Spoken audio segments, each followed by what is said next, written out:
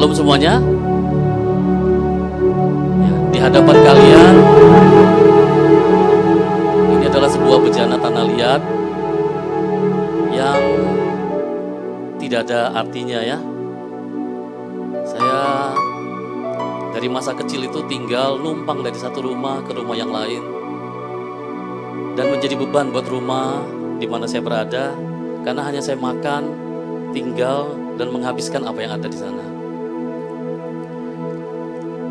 Tetapi Tuhan itu bisa berbuat sesuatu. Dia bisa mengubahkan tanah liat yang tidak berharga menjadi bejana yang dia taruh untuk kemuliaannya. Ya, tadi seperti yang Christian sampaikan, ya, hari ini saya mobil ada 10. Ya, rumah dan properti mungkin 30 kali ya. Satu hal yang saya mau cerita adalah perjalanan hidup saya dari bukan siapa-siapa, dari bejana yang tidak dihargai menjadi bejana yang Tuhan mau pakai. Ya, saya mau baca sedikit ya. Mungkin ditampilkan slide-nya. Slide selanjutnya. Saya mau kasih perjalanan hidup saya berjalan bersama Tuhan dan apa yang selanjutnya yang Tuhan kerjakan. Yang pertama tipsnya ya, ini mungkin terlalu singkat ya menurut saya ya, 1,5 jam, 45 menit untuk menerangkan apa yang Tuhan kerjakan ya, tapi saya mungkin mau ambil poin-poin penting saja. Perjalanan hidup saya itu dimulai seperti yang dialami oleh Yusuf ini ya. Saya baca dari Kejadian 41 ayat 33 sampai 36. Oleh sebab itu, baiklah tuanku Firaun mencari seseorang yang berakal budi dan bijaksana dan mengangkatnya menjadi kuasa atas tanah Mesir. Baiklah tuanku Firaun berbuat begini, yakni menempatkan penilik-penilik atas negeri ini, dan dalam tahun ke-7 dan ke-7 tahun kelimpahan itu memungut 1/5 dari hasil tanah Mesir. Mereka harus mengumpulkan segala bahan makanan dalam tahun-tahun baik yang akan datang ini dan disimpan, dan di bawah kuasa tuanku Firaun menimbun gandum itu di kota-kota sebagai bahan makanan serta menyimpannya. Demikianlah segala bahan makanan itu menjadi persediaan untuk negeri ini dalam ke-7 tahun kelaparan yang akan terjadi di tanah Mesir, supaya negeri ini jangan binasa karena kelaparan. Mungkin adik-adik sini udah sering baca ayat ini ya. Sebenarnya Firaun tuh lagi cari orang yang mengartikan mimpi yang dia alami. Tetapi kalau kita lihat di sini, Yusuf itu dia bertindak seolah-olah dia itu pemilik. Ya.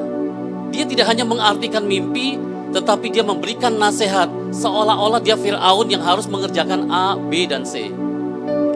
Mungkin bisa pindah ke slide yang berikutnya. Kalau kita lihat dari perjalanannya Yusuf ya, pertama kali waktu dia ada di rumah Potifar, dia ini bertindak seolah-olah dia adalah kepala daripada rumah Potifar. Dia kerjakan A sampai Z, semua dia kerjakan.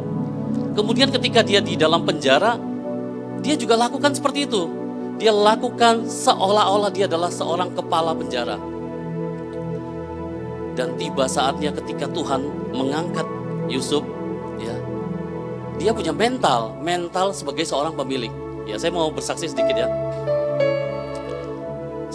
Ketika saya mulai bekerja, waktu itu zaman itu masih baru mulai krisis moneter, sehingga ada masa saya tuh nggak ada pekerjaan dan saya cuma dikasih pekerjaan sebagai seorang penjaga gudang.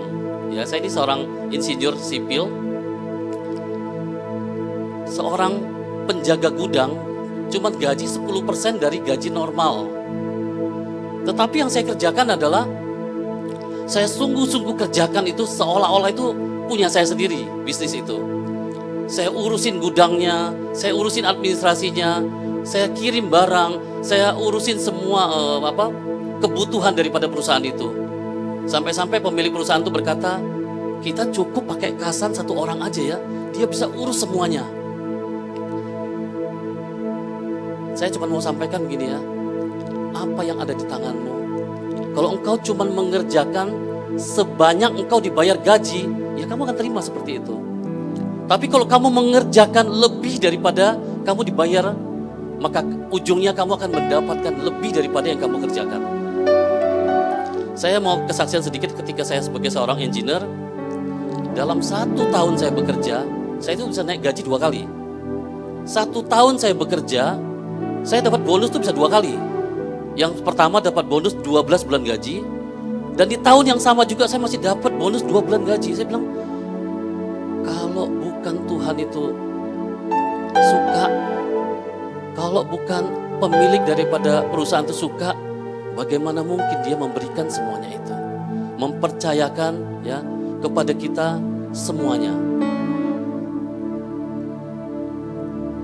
Satu hari saya ditawarin sama teman saya untuk bekerja sebagai kepala departemen project di salah satu perusahaan terbesar di Indonesia lah ya, salah satu konglomerat di Indonesia nomor 1. Ketika itu saya cuma diminta kerja, tapi gajinya cuma separuh daripada gaji normal saya.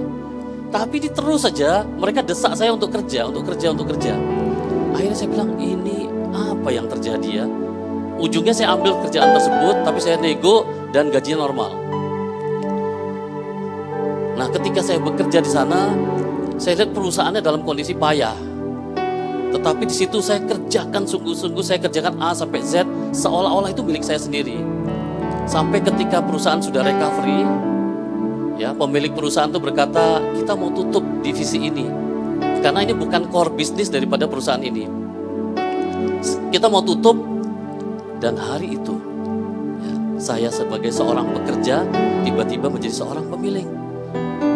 Tiba-tiba ketika bisnis ini ditutup sama perusahaan, Tuhan katakan, nak, itu bagianmu, ambil, buka perusahaan yang sama. Saya punya karyawan, saya punya marketing, saya punya semua basicnya udah ada. Masa depan kita tidak ada yang tahu. Tetapi kalau engkau kerjakan sungguh-sungguh, seolah-olah engkau ini pemiliknya, ujungnya kau akan dapatkan dirimu ada di sana. Ya, bisa ada di slide berikutnya. Ini yang saya dapat dari Tuhan ya. Pernahkah engkau melihat orang yang cakap dalam pekerjaannya? Di hadapan raja-raja ia akan berdiri, bukan di hadapan orang-orang yang hina. Buat orang itu puas dengan hasil kerjamu. Tapi seringkali ini kan tidak mudah ya. Bagaimana kita yang belum pengalaman tiba-tiba menjadi orang yang cakap dalam bekerja. Saya itu memulai dari satu pekerjaan ya, mengerjakan sebuah gudang. Dan ketika saya kerjakan gudang itu benar-benar ownernya bilang gini, San, kamu ini bisa kerja apa enggak ya? Saya kaget, syok. Saya belum punya pengalaman waktu itu. Tetapi saya berpikir, saya ini seorang insinyur, masa saya nggak bisa kerja sih? Tetapi hari itu pekerjaan kami di bawah standar. Baru proyek pertama sudah gagal. Tetapi waktu itu ini yang saya lakukan. Saya kumpulkan semua staf saya. Saya katakan kepada mereka, hari ini tentukan apakah kita bubar, mumpung baru hari proyek pertama kita mengerjakan, atau kita katakan kita yang terbaik se-Indonesia. Mereka diam semuanya. Dan ketika saya bilang, bagaimana? Mereka bilang, Pak, kami sepakat sama Bapak aja lah. Ya, mungkin mereka nggak mengerti bagaimana caranya mengubah dari seseorang yang gagal menjadi seseorang yang terbaik se-Indonesia. Tetapi itu yang saya taruhkan di hati saya. Bukankah ada firman yang berkata, ya, hidup dan mati itu dikuasai oleh lidah. Siapa suka menggemakannya akan memakan buahnya. Jadi sekalipun hari itu saya gagal, sekalipun pekerjaan itu tidak bagus gitu ya, tetapi yang saya taruhkan di hati saya, Tuhan, saya yang terbaik se-Indonesia.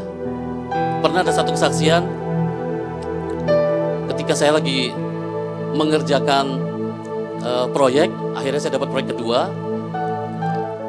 Ada satu momen saya butuh semen, ya, butuh semen cuma berapa sak, 5 sak. Toko itu udah hampir tutup, saya gedor, saya suruh buka.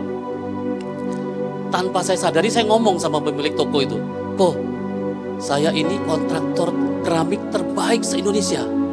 Dia tarik baju saya, dia bilang ini, sorry ya Ko, dia bilang, omong besar. Saya kaget. Memang kenyataannya hari itu bukan siapa-siapa.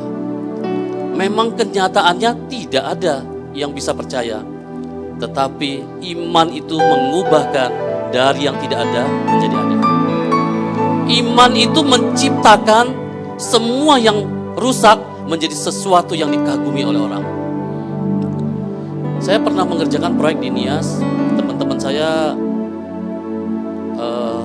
tahu bahwa proyek ini sulit sekali.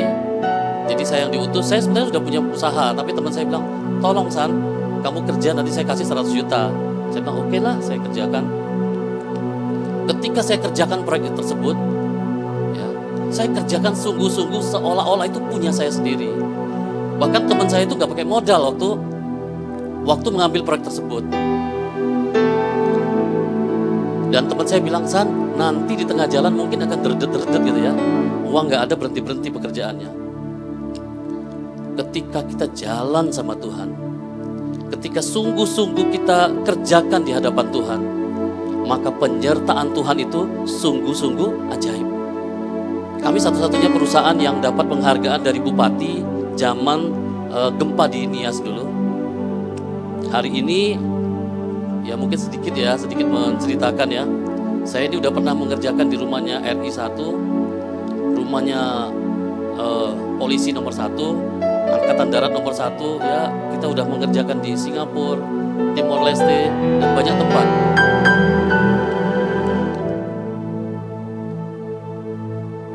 Ketika engkau mengerjakan sesuatu, kerjakan dengan proper. Kerjakan seolah-olah itu milikmu sendiri ya. Mungkin bisa pindah ke slide berikutnya. Mungkin kita lihat ya, kalau zaman dulu itu waktu bank baru mulai itu ya, saya waktu itu lihat BCA itu dikatakan bahwa dia punya jargon di mana-mana ada ATM BCA di Pulau Jawa, sehingga orang tuh butuh buka rekening di BCA ya. Di dalam setiap hidup kita itu perlu ada strong point ya, buat orang itu butuh dan ingat kita ya, buat pasar itu kagum ya, buat seolah-olah bahwa mereka tuh butuh kamu. Saya tuh punya prinsip gini ya, kalau orang meng-hire saya untuk mengerjakan proyeknya dia, saya buat orang itu udah bagian bapak tidur nyenyak, saya yang repot mengerjakan. Bagian bapak tenang, saya akan mengerjakan tanggung jawab saya dengan penuh. Itu membuat di hadapan raja-raja kita akan berdiri. Jangan kerjakan apapun asal-asalan. Ketika kita kerjakan asal-asalan, hasilnya nggak ada. Hasilnya tidak akan memuaskan. Pernah ada satu proyek, saya ini dapat satu grup bisnis ya, rumah sakit, salah satu grup bisnis rumah sakit terbesar di Indonesia. Waktu itu kami diminta untuk mengerjakan pemasangan keramik di sana. Oke, akhirnya deal kami kerjakan, dan di tengah jalan staf saya itu bilang begini, Pak, ini bisnisnya akan rugi. Ini di atas kertas sudah hampir kelihatan rugi. Jadi bagaimana Pak, kita turunkan speknya, kita turunkan biayanya supaya kita nggak rugi terlalu banyak. Saya bilang sama tim saya, jangan. Justru di tengah-tengah itu kerjakan sebaik mungkin. Justru di tengah-tengah itu beri yang terbaik. Karena kalau kamu memberikan yang seadanya, besok pintu itu akan tertutup. Tetapi kalau engkau kerjakan sebaik mungkin, pintu itu akan terbuka. Ujungnya, saya mendapatkan hampir seluruh Indonesia proyek dari grup itu. Cakap dalam bekerja membuat kita ini menjadi favoritnya orang. Ya, cakap dalam bekerja membuat orang itu merasa senang sama kita. Ya, jadi ini yang saya lakukan.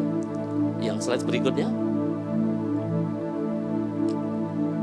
Ini sudah sering dibahas ya, Ulangan 8 ayat 18. Tetapi haruslah engkau ingat kepada Tuhan Allahmu, sebab dialah yang memberikan kepadamu kekuatan untuk memperoleh kekayaan, dengan maksud meneguhkan perjanjian yang diikrarkannya dengan sumpah kepada nenek moyangmu seperti sekarang ini. Jadi di sini yang penting adalah bagaimana respon hati kita terhadap apa yang Tuhan kerjakan di hidup kita. Karena itu menentukan bagaimana kekuatan itu bekerja di hidup kita. Saya mau kasih kesaksian gini ya, satu hari saya di rumah tiba-tiba saya kesakitan luar biasa. Dan waktu kesakitan itu saya ke dokter langsung, dan dokter bilang ini kalau disuntik sakitnya nggak hilang, ini berarti kencing batu. Akhirnya dokter kasih obat A, B, C gitu ya. Tetapi hari itu saya belajar untuk tanya Tuhan, Tuhan, Engkau mau saya mengalami kencing batu ini ada apa Tuhan? Tuhan tuh ngomong simpel pada saya gini, nak, mau nggak ketika engkau merasa sakit, engkau memuji Tuhan? Saya langsung tahu, ini adalah perjalanan bersama Tuhan. Jadi saya ambil obat-obatan penahan sakit itu saya buang ke tong sampah semuanya. Hari itu ya, saya tetap bekerja, tetapi ketika rasa mau kencing itu datang, itu dari kepala sampai kaki itu tidak ada yang tidak sakit. Saya cepat-cepat sembunyi kadang-kadang kalau di proyek itu saya ambil tempat di mana gedung-gedung yang tidak ada orang, saya masuk ke situ dan di situ saya sembah Tuhan, saya nyanyi pelan karena saya bilang Tuhan, ketika rasa sakit ini datang, ini adalah waktu saya menyembah Engkau. Kadang-kadang saya cuma di mobil, saya tutup mobil, saya sembah Tuhan sampai baju saya ini semua basah. Kenapa? Keringat dingin saking menahan sakit itu. Sampai satu kali ada doa di gereja ya, waktu itu ada doa pagi, jam 4 pagi. Dan waktu doa pagi itu saya datang ke gereja dan kami sembah Tuhan, kami berdoa di sana. Tapi hari itu saya udah pengen kencing, udah gak tahan banget. Nah ketika rasa kencing itu mau udah gak tahan lagi, ya normally orang kan akan berangkat ke WC ya. Tapi waktu itu pendeta berkata begini, Tuhan hadir di sini. Itu membuat saya bilang, Tuhan, Engkau hadir di tempat ini. Masakan aku pergi ke toilet? Kalau Engkau hadir di tempat ini, respect itu adalah nomor 1. Jadi saya tahan rasa sakit itu, saya tahan kesakitan saya itu, saya sambil berkata, saya sembah Tuhan, saya doa. Sampai Tuhan selesai dengan urusannya dengan jemaatnya, Tuhan selesai urusannya dengan gerejanya. Dan pendeta berkata amin, saya tuh langsung lari. Rasanya pintu kamar mandi itu saya mau tendang udah langsung, ya, saking udah gak tahan. Tetapi bagaimana kita respect sama Tuhan, begitu juga Tuhan mencintai kita. Itu waktu saya kencing ya, batunya itu keluar sendiri. Saya sempat bilang, Tuhan, terima kasih ya Tuhan. Mungkin saya tidak mengerti apa yang Kau mau, tapi satu hal aku mau berjalan bersamamu. Satu hal yang saya ingat ya, ada satu peristiwa di kompleks perumahan kami itu, ada satu gereja lagi bangun. Ya, dia bangun pondasi. Waktu dia bangun pondasi, saya lihat karena saya sering lewat, pulang, pergi. Dan seminggu kemudian berhenti. Waktu itu saya tanya Tuhan, ini gerejamu lagi bangun tapi berhenti. Ada apa ya Tuhan? Itu Tuhan taruhkan di hati saya, nak, samperin pendetanya. Waktu itu saya samperin pendetanya karena bukan gereja tempat saya beribadah, dan pendetanya bilang, Pak Hasan, saya ke rumahmu aja. Oke, dia datang ke rumah saya dan dia tanya, apa yang kau mau? Dia bilang gitu kan. Saya tanya Tuhan, kau mau aku lakukan apa nih? Pendeta datang ke rumah saya. Saya cuma tanya, ketika saya tanya begitu, Tuhan nggak bilang, nak, bilang sama pendeta, seluruh keramik kebutuhan daripada gereja itu kamu yang sediakan. Saya langsung bilang sama pendetanya, Pak Pendeta, seluruh keramik kebutuhan untuk gereja ini saya siapkan. Itu pendetanya matanya berkaca-kaca. Karena waktu dia masuk rumah saya, itu rumah saya yang pertama, rumah saya itu bersih. Istri saya memang suka bersih. Tapi juga rumah kami itu gak punya perabot. Meja gak ada, kursi gak ada, semua gak ada apa-apa gitu loh. Saya tidak tahu apa yang terjadi. Hari itu tiba-tiba gereja itu tiba-tiba bangun. Mereka bangun dan saya lihat dibangun dengan dipercepat. Satu hal yang saya lihat ya, ketika kita ingat Tuhan, Dialah yang memberi kekuatan pada kita, jangan takut. Ya, ya, sekalipun di rumah saya waktu itu nggak ada apa-apa, Tuhan dengan caranya memberi saya kekuatan untuk memperoleh kekayaan dengan maksud supaya perjanjiannya ditegakkan atas gereja-gereja, supaya perjanjiannya ditegakkan atas hamba-hambanya, supaya nama Tuhan dimuliakan, supaya apa? Supaya orang makin hari makin berkata, Tuhan, bagimulah kemuliaan sampai selama-lamanya. Ketika kita tahu bahwa kekuatan yang datangnya dari Tuhan, gak usah khawatir menghadapi hari esok. Ya, mungkin pemimpin-pemimpin kita, ya orang-orang di luar berkata tahun depan adalah tahun resesi, tahun depan tahun banyak peperangan, banyak masalah, banyak bencana. Jangan takut. Dia yang memberikan kekuatan kepada kita untuk memperoleh kekayaan. Di zaman COVID, ya, semua bisnis berhenti. Tetapi Tuhan tidak berhenti berurusan dengan umatnya. Ya, di zaman COVID, tiba-tiba Tuhan utus satu orang teman saya. Dia berkata, San, saya mau bertemu dengan seorang CEO, mau nggak ketemu? Tiba-tiba Tuhan bukakan jalur bisnis yang baru. Ya, ini saya cuma sedikit sampaikan ya. Di tengah-tengah COVID, ya, di mana kontraktor semua lagi tiarap, kami sedang menuju terus naik. Bagaimana mungkin di tengah-tengah bisnis lagi berhenti, kami tetap diberkati. Mungkin sedikit saya sampaikan, selama COVID ini Tuhan berkati saya. Ya mungkin sedikit aja saya sampaikan ya, buat menceritakan bagaimana kebaikan Tuhan itu. Saya bisa beli ruko sampai 4, mungkin beli rumah sampai 5, bisa nabur mungkin hampir 4 miliar. Itu kekuatan yang dari Tuhan. Ketika engkau ingat Tuhan, ingat dari mana semuanya berasal, Dia bisa pakai engkau dari seorang yang bukan siapa-siapa ya, bejana yang tidak ada harganya. Tuhan bisa pakai kita untuk nama Tuhan supaya dimuliakan. Mungkin bisa pindah ke 2 slide berikutnya.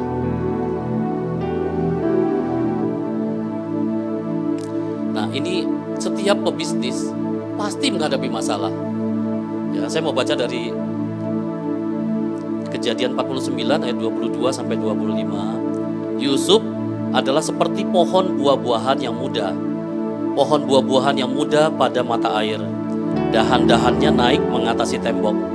Walaupun pemanah-pemanah telah mengusiknya, memanahnya dan menyerbunya, namun panahnya tetap kokoh dan lengan tangannya tinggal lihat. Oleh pertolongan yang maha kuat pelindung Yakub, oleh sebab gembalanya gunung batu Israel, oleh Allah ayahmu yang akan menolong engkau, dan oleh Allah yang maha kuasa yang akan memberkati engkau dengan berkat dari langit di atas dan berkat samudra raya yang letaknya di bawah, dengan berkat buah dada dan kandungan. Saya mau sedikit kesaksian ya, setiap orang pasti ngadepin masalah. Tetapi lihat Yusuf ini, ketika dia menghadapi tembok, ya, dikatakan bahwa dahan-dahannya mengatasi tembok. Apa yang menjadi masalah kita? Apa yang kita hadapi? Ketika engkau bersama dengan Tuhan yang maha kuasa, maka tembok itu tidak membatasi engkau. Tembok itu tidak menghalangi engkau.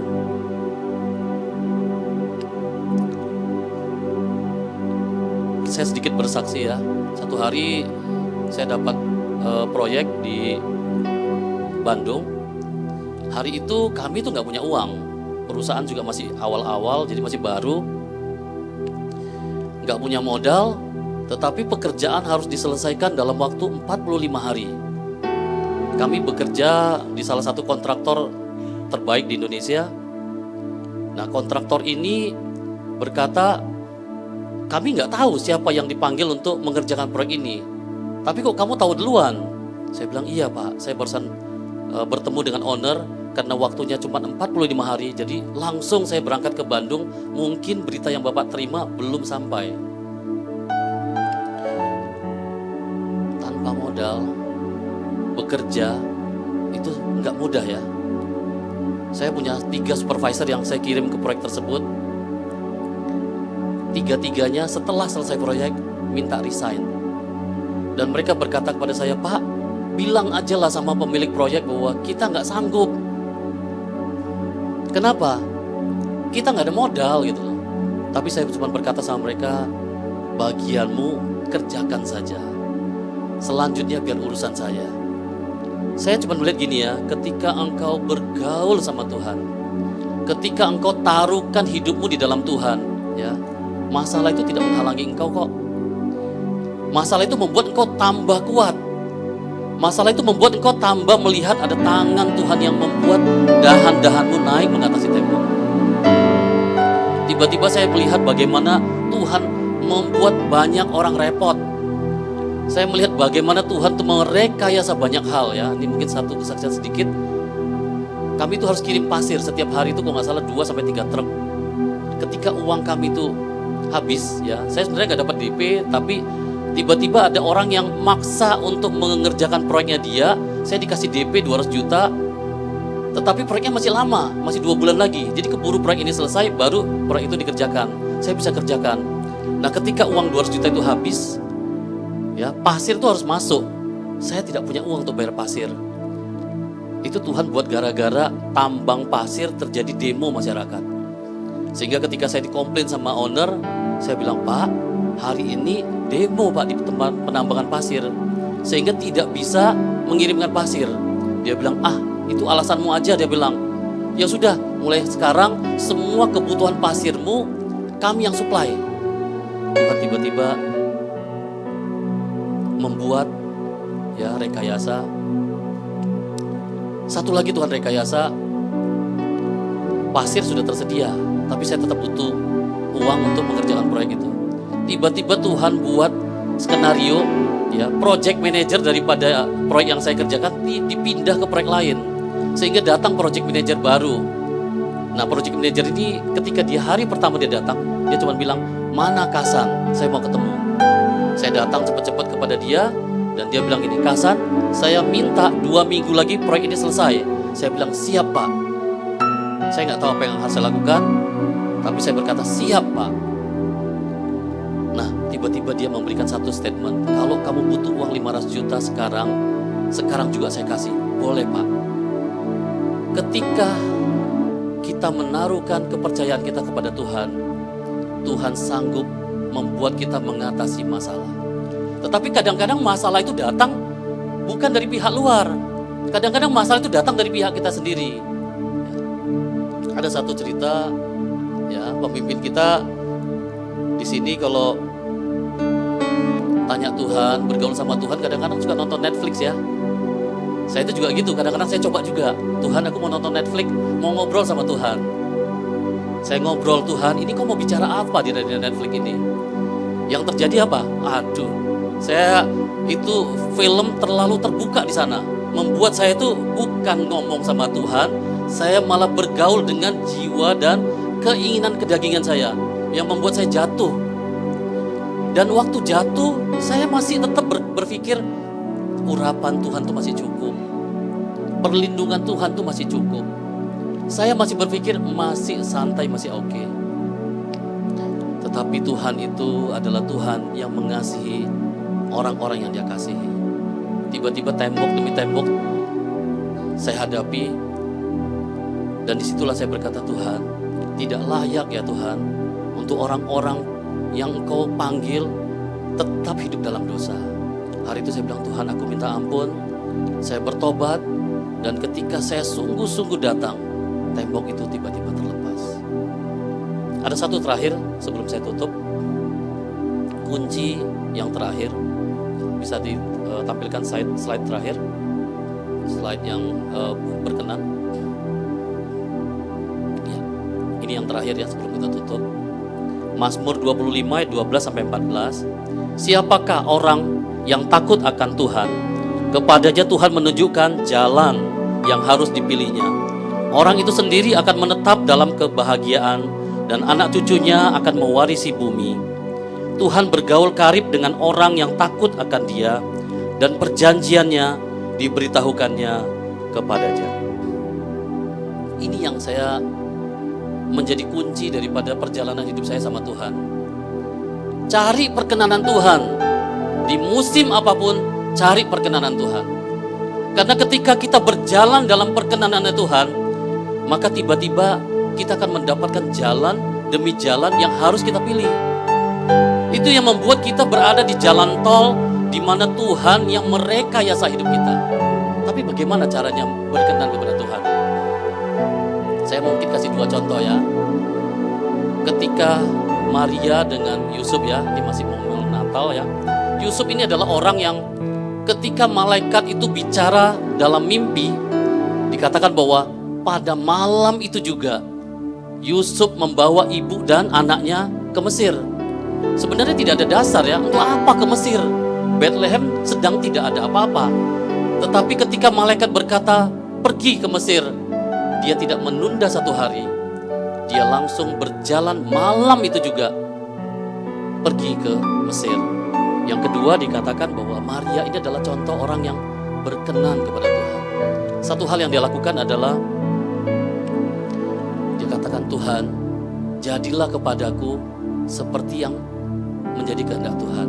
Jadi kunci daripada berkenan adalah ketika Tuhan bicara, ya, gak usah mikir dulu, melangkah saja. Kalau kita pikir, seringkali pikiran kita menghalangi kita untuk melangkah seperti yang Tuhan pilihkan buat kita.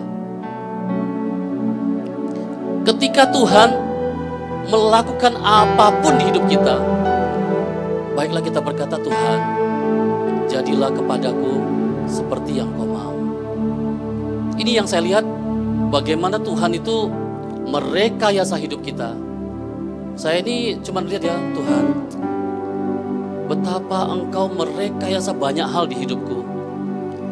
Saya yang tidak mungkin ya menjadi sesuatu yang berarti, Tuhan buat jadi berarti.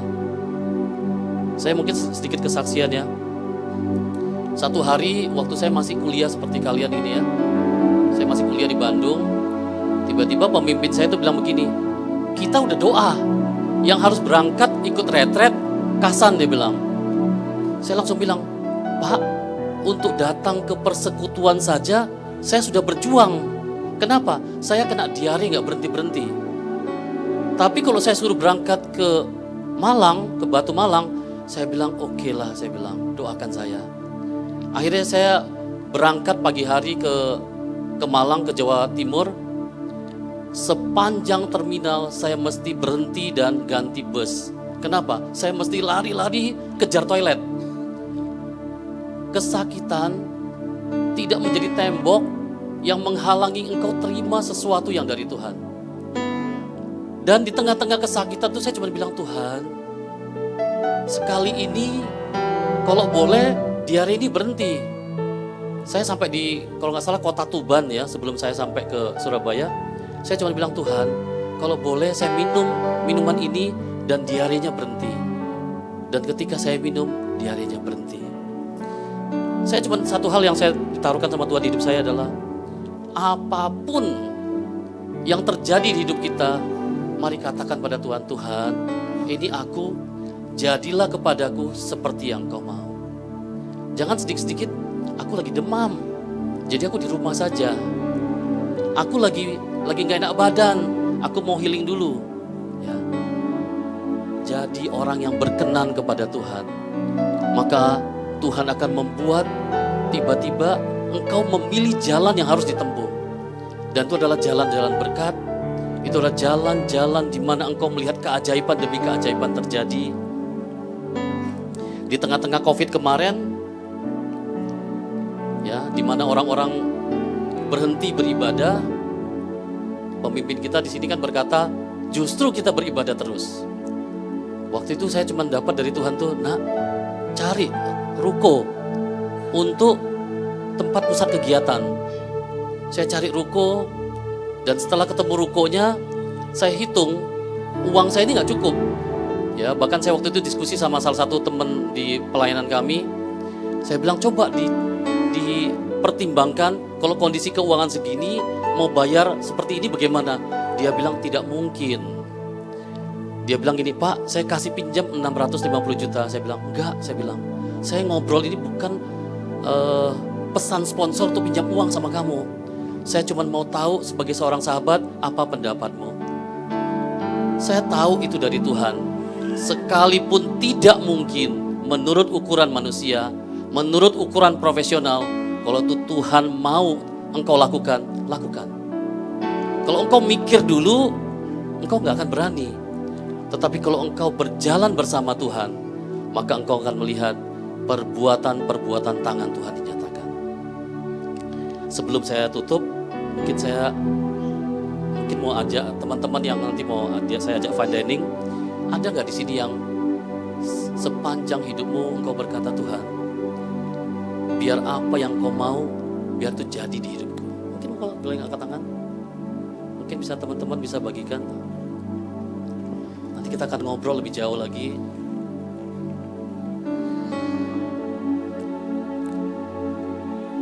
Mungkin bisa terus diangkat tangannya.